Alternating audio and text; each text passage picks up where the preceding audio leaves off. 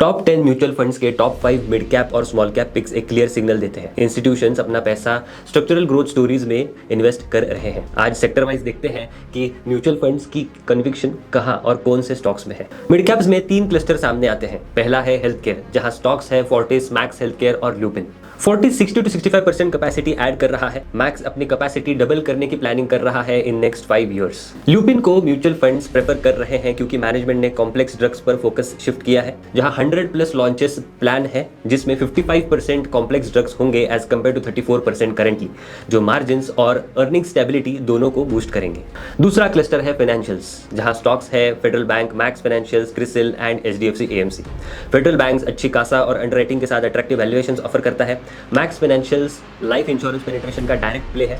क्रिसिल और HDFC AMC दोनों asset light high ROE franchises है, जहां सेक्युलर कंपाउंडिंग क्लियर दिख रहा है। नेक्स्ट क्लस्टर है इंडस्ट्रियल्स एंड मैन्युफैक्चरिंग का, जहां पे स्टॉक्स है Dixon Technologies, GE Vernova, JK cement, Balkrishna Industries, Solar Industries, Cummins.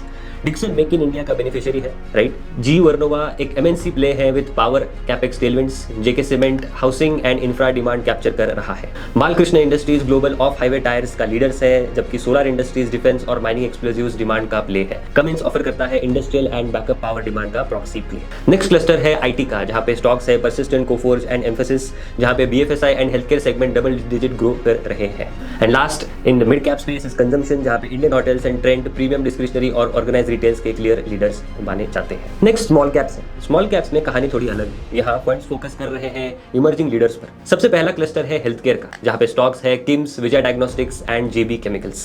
KIMS high margin model के साथ साउथ इंडिया में एक्सपैंड कर रहा है। विजय डायग्नोस्टिक्स एग्रेसिवली अपना फुटप्रिंट स्केल कर रहा है।